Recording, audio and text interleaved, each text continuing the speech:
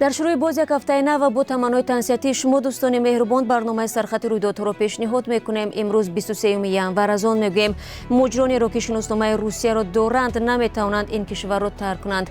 марги тоҷики дигари зиндонӣ дар ҷанги Украина. Арабистони Саудӣ барои зоирони тоҷик квотаро бештар кард. зани дарозумре дар Хатлон 110 солагиашро ҷашн гирифт. хабарҳои аз ин бештар низ ҳаст.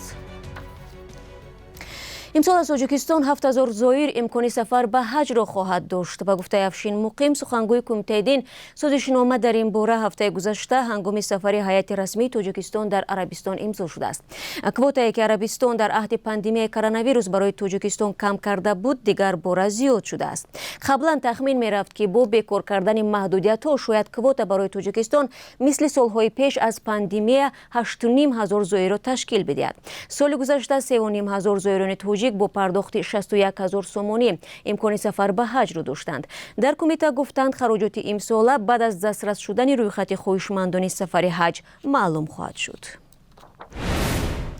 зодагони кишварҳои муштаракулманофеъ ки шаҳрвандии Русияро доранд мегӯянд ба онҳо иҷозат намедиҳанд аз кишвар берун шаванд.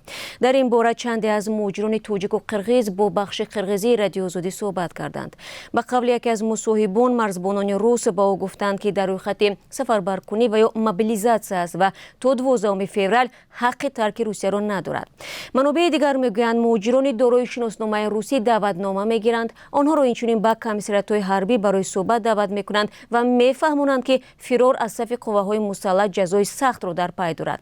ба гуфтаи наздикони муҳоҷирон, соҳибони шиносномаҳои Русия дар фурудгоҳҳо боздошт мешаванд. раиси кумитаи тафтишоти Русия Александр Бастрикин рӯзи 13 январ гуфта буд, хориҷиён аз ҷумла тоҷиконе ки шаҳрванди кишвара шуданд бояд ба ҷанги Русия ба зидди Украина сафарбар шаванд.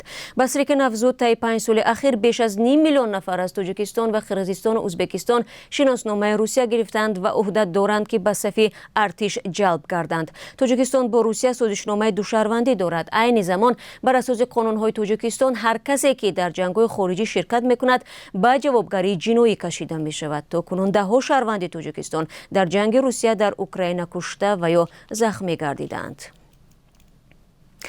аз ҷумла дар ноҳияи Ҷайҳун қумсангири собиқ мардеро дафн карданд ки ба қавли наздиконаш дар Русия зиндонӣ буд, аммо дар ҷанги Украина кушта шуд. Шамсиддин Қодиров 47 сола будааст. ӯро рӯзи 19 январ дар зудгоҳ аз ҷамоати 5 ноҳияи Ҷайҳун гуронданд. пайвандонаш гуфтанд 2 соли пеш ба гуноҳи қочоқи маводи мухаддир 14 сол аз озодӣ маҳрум шуд. Раҳмиддин Қодиров, бародари Шамсиддин, рӯзи 23 январ ба радиоозодӣ гуфт, ӯ дар шаҳри Волгогради Русия адои ҷазо мекард ва моҳи майи соли 2022 ба ҷанги Украина бурда шудааст. ба қавли бародараш Шамсиддин Қодиров рӯзи 20 ноябри соли гузашта ҳалок шуда ҷасадашро пас аз 2 моҳ аз Русия ба Тоҷикистон фиристоданд. Чарлз Мишел, президенти Шӯрои Аврупо, аз ҳукуматҳои кишварҳои узви Иттиҳоди Аврупо хостааст ки муколама дар бораи мусодираи 300 миллиард доллар дороиҳои Бонки Миллии Русияро идома диҳанд. ҳадаф аз ин кор ба гуфтаи ӯ истифодаи ин сарват барои босозии Украина аст. Нашрияи бритониёи Financial Times навиштааст ки Чарлз Мишел мехоҳад роҳҳои ҳосил кардани даромад аз ин дороиҳои Русия ва истифодаи ин даромадҳо барои босозии Украинаро баррасӣ кунад. 27 кишвари узви Иттиҳоди Аврупо баъди ҳамлаи Русия ба Украина дар моҳи феврали соли гузашта дастрасӣ ба 300 миллиард доллар дороиҳои Бонки марказии Русияро ғайримумкин карданд. дар вилояти Хатлон як сокини ноҳияи Темур Малик 110 солагии худро ҷашн гирифтааст. хабаргузориҳои маҳаллӣ аз ин зан Фотима Салимова ном мебаранд ки тибқи ҳуҷҷатҳои расмияш 20 январи соли 1913 ба дунё омадааст.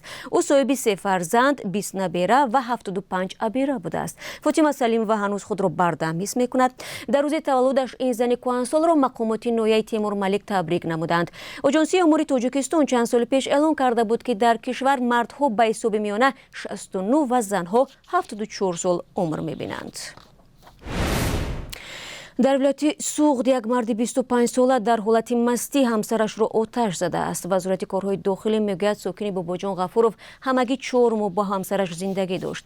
ба қавли манбаъ, ин мард баъди ҷанҷол бо зани 23 солаи худ аз сари қаҳр ба сару рӯи ӯ сӯзишвории дизелӣ рехта оташ мезанад.